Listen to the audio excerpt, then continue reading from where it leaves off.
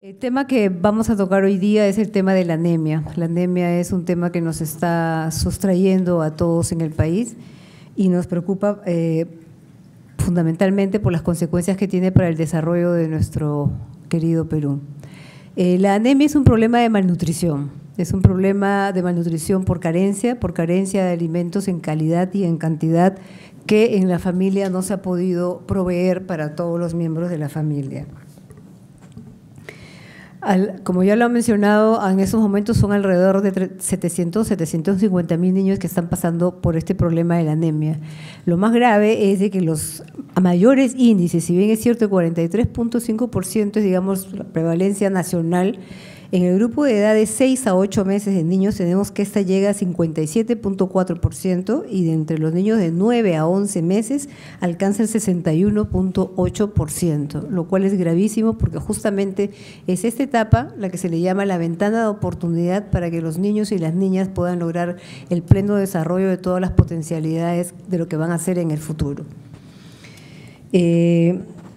Todos sabemos que la anemia es un problema de ingesta de alimentos, de ingesta de micronutrientes y de una inadecuada combinación de alimentos. No basta que le demos al niño, que es lo que generalmente sucede, cereales, legumbres, pero no le damos ni proteína de origen animal, ni le damos verduras y frutas que son fuentes de nutrientes como vitaminas, que son las que combinadas adecuadamente van a permitir la absorción a nivel intestinal de los elementos que permiten generar, conservar y producir glóbulos rojos. Esta situación de anemia también se genera porque los niños están expuestos a enfermedades infecciosas de forma permanente. Las EDAs y las SIRAS son frecuentes, lo que, aunado a la anemia, disminuye la respuesta inmune de las niñas y los niños en el país. La anemia en la primera infancia tiene consecuencias que perduran en el resto de la vida en la persona. Estas consecuencias a largo plazo tienen que ver principalmente con el desempeño cognitivo de las niñas y los niños, que se establece desde muy temprano en la vida de la persona. La capacidad de hacer sinapsis, de desarrollar determinadas habilidades como sentir, oír, pensar, se desarrollan hasta los 2 años de edad. Si nosotros tenemos un niño con anemia, esa capacidad se va a vulnerar y no va a ser recuperable. El daño que ocurre a nivel cerebral por anemia en los niños no es recuperable. De ahí la urgencia de trabajar en este grupo de edad. La anemia se está asociando por eso con pobres logros educativos y capacidades para el trabajo. Y esto es un tema que tiene que ver con el país porque, según un estudio de GRADE del año 2012, le cuesta la anemia al país más o menos 2.770 millones de soles anuales, ¿no? Nosotros consideramos que son básicamente 3 causas fundamentales los que generan la anemia. La seguridad alimentaria familiar insuficiente, o sea, las familias, sea por pobreza, sea por inadecuados conocimientos, no tienen la capacidad de darle a cada uno de los miembros de la familia, de acuerdo a sus necesidades de edad y de condición, la cantidad de alimento que requieren y la calidad de alimentos que necesitan. Todos sabemos que el crecimiento del niño es muy acelerado, por eso la brecha que me señalaba hace un momento, después de los 6 meses, de 9 a 11 meses, hay la mayor cantidad de niños con anemia, porque la velocidad del crecimiento a esa edad es muy, pero muy rápida. Entonces hay que tener un sumo cuidado en darle la cantidad y calidad de alimentos que requiere para que esa brecha no se genere en deficiencia y devenga en anemia, ¿no? Entonces, es cierto que eso tiene que ver con el poder adquisitivo de las familias, que no es ni permanente ni es suficiente para la compra de alimentos, pero sí es posible que dentro de esos pequeños márgenes que tienen de alimentación familiar pueda priorizarse las necesidades de los niños como una prevención de la familia en mejorar las capacidades y los activos que tienen como familias a futuro. Las prácticas inadecuadas de alimentación también contribuyen, o sea, no solamente tenemos un problema de cantidad y calidad, sino ocurre que en muchos hogares Antes de los 6 meses de edad se le da a los niños generalmente líquidos como agüita de anís, agüita de hierba luisa, agüita de lo que sea, y o sopitas, lo cual no debería de hacerse por 2 razones, porque no provee ningún nutriente y porque no permiten la madurez del aparato digestivo del niño. Y cuando el niño comienza a comer, esta práctica se repite. Comenzamos a darle a los niños alimentos líquidos como sopas, o jugos que no le contribuyen al niño en prácticamente nada. La medida que debería de darse acá es que se le dé el alimento de la olla familiar que tenga consistencia espesa en cantidad y en calidad. Estas prácticas inadecuadas son las que perjudican realmente que el niño pueda tener una alimentación, pueda aprovechar toda la biodisponibilidad de la poca o mucha alimentación que se le está dando, ¿no? Además de otras prácticas como es la que generalmente el niño cuando enferma come poco, porque los niños son muy sabios, cuando están enfermos no tienen apetito, los que comemos, aunque estemos enfermos, somos los adultos, pero el niño generalmente cuando enferma no come. ¿Y qué pasa? Cuando el proceso termina, se le debería de dar cada 2 horas alimento al niño, pero la mamá continúa alimentándolo como normalmente lo hacía hasta antes que el niño enferme, con lo cual también contribuye a una inadecuada nutrición de su hijo, ¿no? Sin quererlo. El otro tema es la atención sanitaria insuficiente, ¿no? Tenemos problemas de cobertura para cuidado del embarazo, para control del embarazo durante el periodo gestacional, de tal manera que la etapa que se podría aprovechar para poder desarrollar en el suficiente tiempo disponible el intercambio de conocimientos con la madre sobre cuidados del embarazo, sobre lactancia materna exclusiva y alimentación complementaria se desperdicia, ¿no? Porque no es aprovechado desde los centros de salud para, en ese sentido, ir generando condiciones para garantizar que el 100% de los niños que nacen lo hagan a través de un parto institucional y que vayan a sus controles de crecimiento y desarrollo. Asimismo, tenemos una escasa oferta de infraestructura sanitaria. Se sorprenderán por esto, es que no nos referimos solamente a la infraestructura. Acá en Lima, en realidad, no hay casi ese problema. En realidad, la cobertura en cuanto a infraestructura es bastante importante a nivel del país. En Lima lo es mucho más, pero no nos referimos solamente a la infraestructura. No tenemos la cantidad de obstetras, la cantidad de nutricionistas, la cantidad de enfermeras y pediatras que puedan estar permanentemente atendiendo las necesidades de las madres. La configuración de la sociedad urbana, por lo menos aquí en Lima, está cambiando. Las familias extendidas ya no existen. Existen los hogares de papá, mamá e hijos. Y si la madre no tiene un soporte desde el establecimiento de salud para que le ayude a conducir todo ese proceso, no va a tener la capacidad de alimentar a su niño bien. Entonces necesitamos que los establecimientos de salud cuenten con horarios de atención extendida y cuenten con el personal suficiente y que en lo posible tampoco tenga la altísima rotación que tiene por el costo que significa la curva de aprendizaje para cada profesional de la salud que ingresa a un establecimiento de salud en las diferentes localidades de Lima. El tercer eje en cuanto a causas directas tiene que ver con agua y saneamiento de baja calidad o inexistente. En Lima tenemos también una alta cobertura de agua, pero no necesariamente el agua que se le entrega al niño es un agua que ha sido clorada o ha sido hervida. Y añadido a esto tenemos las prácticas inadecuadas de lavado de manos y de higiene y manipulación de alimentos. O sea, si bien es cierto existe el agua, que es un problema que no existe, por ejemplo, en las zonas rurales porque no hay agua o no hay agua de calidad tampoco, en la ciudad se cuenta con el recurso, pero el uso del recurso de la manera eficiente que debería de darse, es decir, que la madre se lave las manos permanentemente, que se le dé agua hervida al niño, eso no está sucediendo, con lo cual el niño cae permanentemente en enfermedades diarreicas que rápidamente lo bajan de peso y disminuyen las posibilidades de un crecimiento adecuado. Entonces, el mapa lo tenemos. Todo el modelo causal existe, no existe de ahora, no lo hemos inventado nosotros, tiene mucho tiempo de analizarse. El tema es cómo superamos esta situación. teniendo en cuenta que tiene los efectos en productividad de país, ¿no? Consideramos que la estrategia de reducir sistemáticamente la anemia en el país radica en tener un enfoque de ciclo de vida.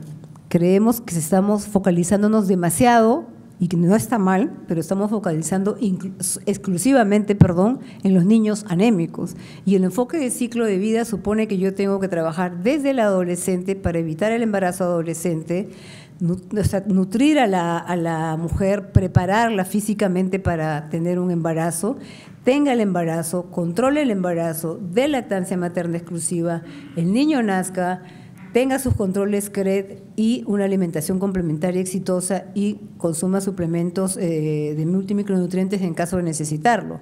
Eso está bien, pero si solamente nos dedicamos a eso, el Estado gastará permanentemente durante todo el resto de la vida republicana este tipo de inversiones tan altas para reducir la anemia. O sea, no es que esté mal, pero lo que tenemos que hacer es preocuparnos de buscar a los niños sanos y tratar de evitar que los niños sanos que están en situación de riesgo, en una población, por ejemplo, de una alta prevalencia de anemia, hay niños sanos que no hacen anemia, pero están viviendo en un entorno donde las posibilidades de que caigan en anemia existen. Entonces, lo que la política pública debería de hacer como política pública es preocuparse de evitar que aquellos niños que están sanos el día de hoy caigan en anemia de entre 2, 3, 4 o 5 meses y el ciclo comenzará a surgir y comenzaremos a organizarnos y comenzaremos a tener estas campañas de darle micronutrientes, de que todo el mundo busque niños, pero a la larga no es una alternativa sostenible porque en el marco está la lógica de la recuperación, no la lógica de la prevención, que es un poco lo que debería de ocurrir, ¿no? O sea, la preocupación es correcta del sector salud, recuperar, pero no debe ser única y exclusivamente recuperar. Lo que tenemos que hacer es prevenir que el niño enferme. Y eso es lo que nos está viendo. Eso supone una necesidad de articular, supone una necesidad de ir casa por casa, localidad por localidad, y de ahí la importancia de apoyarse en los gobiernos locales, en los gobiernos regionales, que son los que están más cerca de las familias y de los hogares. Creemos que eso aún no se está visualizando y es una mirada que pensamos debería de comenzar a tener el Estado, ¿no? Aparte de eso, consideramos de que lo que se está haciendo en términos de trabajo para reducir la anemia es correcto. Los mensajes se están dando, se están entregando y hay básicamente 3 mensajes que son sumamente sencillos, que es lactancia materna exclusiva, alimentación complementaria, consumo de multimicronutrientes, lavado de manos. Pero en eso estamos todos de acuerdo. Los mensajes han sido trabajados por nosotros, con la cooperación internacional, con profesionales, debatidos en foros. Son resultado de evidencias científicas más o menos desde el año 2000 que se vienen dando, ¿no? En materia de consejos, en materia de contenidos, en qué debemos de decir, existe consenso. Entonces, ¿qué es lo que está fallando? ¿Por qué la anemia sube? Desde nuestro modesto entender, el tema no es el mensaje, el tema es el mensajero. Se requiere trabajar componentes educativos fuertes que en base a una metodología de capacitación de adultos, que significa básicamente reconocer que el adulto aprende aquello que le interesa, no aquello que yo vengo a decirle que sé y que le va a hacer bien. Parece que el enfoque que se está trabajando actualmente está olvidando este pequeño detalle. El adulto aprende solamente aquello que valora, solamente aquello que cree que le va a ser útil. Entonces, lo que tenemos que hacer es que estos mensajeros entiendan eso y en un diálogo de pares comiencen a trabajar con las madres en los hogares el hecho de que efectivamente aman a sus hijos, efectivamente cuidan a sus hijos, efectivamente hay una preocupación, pero hay algo en ese menú de cuidados, de protección que la madre naturalmente le brinda al niño que está fallando.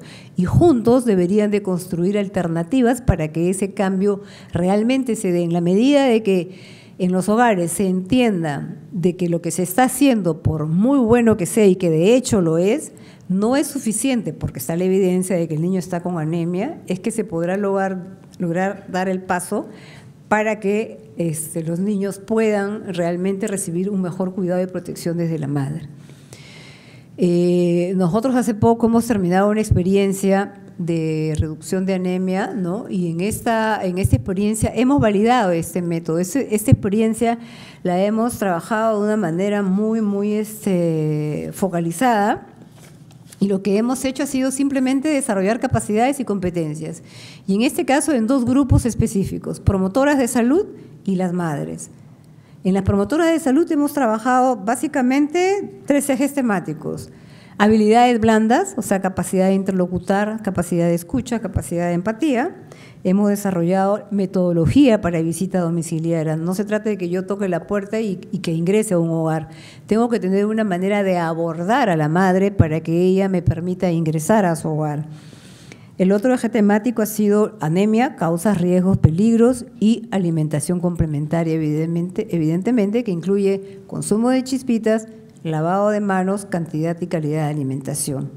Las competencias que se desarrolló acá fue la capacidad para manejar situaciones en entornos personales y privados y facilitar y promover el desarrollo de capacidades en las madres. O sea, las promotoras de salud llegaron a un nivel de tener la capacidad, la competencia para dialogar entre pares con las madres y juntas contribuir a mejorar aquellas prácticas que no estaban ayudando en reducir la anemia de los niños.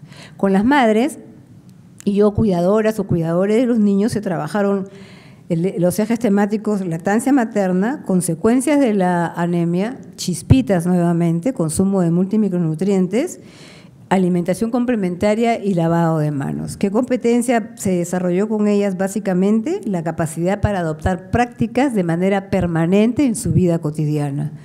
Y sencillamente eso, y a través de las capacitaciones y de las visitas domiciliarias permanentes durante 4 meses y diarias en los hogares, vuelvo a repetir, en un diálogo entre pares, se logró que las madres efectivamente cambien sus prácticas, mejoren sus prácticas, en el entendido de que lo que están haciendo el día de hoy va a permitir que aquello que ellas desean para sus hijos el día de mañana pueda ser una posibilidad, ¿no? O sea, el niño tenga un desarrollo pleno de sus capacidades cerebrales, pueda acceder, por tanto, a todas las oportunidades en educación que el país puede ofrecer y, por tanto, construir un mañana mejor. No se trata, pensamos en esto, solamente este tipo de discursos. Llegamos a esto, trabajamos esto porque estamos convencidos de que se trata de restituir los derechos de los niños a una vida digna, a un mañana que tenga para ellos las oportunidades de desarrollo pleno y de generar activos en forma mucho más consolidada y efectiva para ellos y las propias familias que desarrollan. Eso es, en resumen, desde la lógica y la experiencia nuestra que hemos desarrollado, un poco aterrizando. Creemos que las políticas públicas son buenas, creo que en algunos aspectos, como ya lo han mencionado mis antecesores, no estamos terminando de ver, no estamos diagnosticando bien, estamos tratando de resolver problemas, que no es malo en sí, pero las políticas públicas tienen que tener una visión mucho más estratégica, tienen que mirar el bosque y no solamente el árbol. Gracias.